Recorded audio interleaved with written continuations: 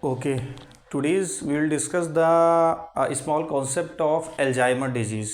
देखिए अल्जाइमर से जो आपका क्वेश्चन आएगा वो 2 मार्क्स में ही आने वाला है, तो आपको कुछ चीज़ें इसके आंसर में अंडरलाइन करके लिखनी है जो मोस्ट इंपॉर्टेंट है। लाइक अल्जाइमर डिजीज़ एक तरीके का, जिस तरीके से हमने पार्किंसन को न्यूरो डिजनरेटिव डिसऑर्डर कहा, हमने डोपामिनर्जिक न्यूरोनल लॉस को कहा जो नेग्रोस्ट्रेटल पाथवे में, सेम अल्जाइमर डिजीज़ में आपका कोलिनर्जिक न्यूरॉन का लॉस होता है और बेसिकली ब्रेन के उस पार्ट से होता है जो कि लर्निंग, मेमोरी एंड थॉट में इन्वॉल्व होते हैं। मेनली अगर हम कहें तो देखिए ओवरऑल जो एक डिमेंशिया जिसको हम बोलते हैं कि इरिवर्सिबल लॉस ऑफ मेमोरी, तो एक डिमेंशिया की कई वजह हो सकती हैं। तो इट इज़ अ जो अल्जाइमर है it is a most common kind of dementia जिसमें कि आपका मेमोरी लॉस होने वाला है और समय के साथ ये क्या होता है, गेट वर्स ओवर टाइम। ये पूरे इंपॉर्टेंट पॉइंट्स हैं। Get worse over time, progressively जो है ये और डेंजरस होता जाता है। ये ब्रेन के उस पार्ट को इन्वॉल्व होता है जिसमें, जो कि बेसिकली किस में इन्वॉल्व है, मेमोरी में और लैंग्वेज में। मेमोरी और लैंग्वेज में लाइक जैसा हिप्पोकैम्पस, तो in the Alzheimer disease there will be a cholinergic neuronal loss in the hippocampus part of the brain that involves in the memory and language orientation. और basically इसमें क्या हो रही है, कोलिनर्जिक क्राइसिस हो रही है। मीन जो वो न्यूरॉन जो क्या रिलीज करेंगे, स्टाइल कोलिन, उनका क्या हो रहा है, डिस्ट्रक्शन। अब इसका कोई एग्जैक्ट मैकेनिज्म क्लियर नहीं है। ये मान के चला जाता है कि due to a misfolded protein, misfolded protein कौन सी, एमाइलॉइड प्लेट के डिपॉजिट होने से, मिसफोल्डेड प्रोटीन के एक्यूमुलेशन से, कोलिनर्जिक न्यूरॉन के ऊपर मिसफोल्डेड प्रोटीन का एक्यूमुलेशन होता है जिसकी वजह से आपको क्या होता है, मेमोरी इंपेयर्ड या इस तरीके से आपको अल्जाइमर डिजीज के सिम्टम्स होते हैं।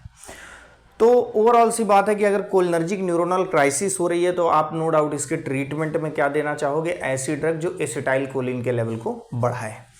और नंबर 2, ऐसी ड्रग जो BBB को आसानी से क्रॉस कर ले, क्योंकि आपका जो ये प्रॉब्लम हो रही है अल्जाइमर, वो ब्रेन डिसऑर्डर है, एक तरीके से न्यूरोनल डिसऑर्डर है। कहां पर, ब्रेन में। तो आप कौन सी ड्रग देते हैं, एंटी कोलिन एस्टरेजेस। और the priority of the anticholinesterases that must pass BBB blood brain barrier, ताकि वो ब्रेन में आसानी से रीच कर पाए। देखिए बहुत पहले स्टार्टिंग में कौन सी ड्रग दी जाती थी, टैकरीन।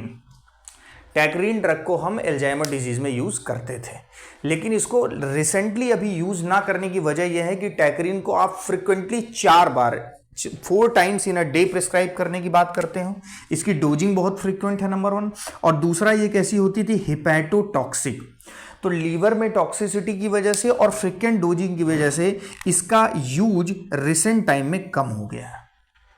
अब जो ड्रग अल्जाइमर को अल्जाइमर में बेसिकली हम यूज करते हैं डोनापेजिल, रिवास्टिगमिन एंड गैलेंटामाइन। तो ये बहुत इंपॉर्टेंट है ड्रग्स का आपको एग्जाम्पल लर्न करना। डोनापेजिल 1 इन अ डे देते हैं, ये भी एक इंपॉर्टेंट पॉइंट है, डोनापेजिल को ज़्यादा प्रेफर करने का।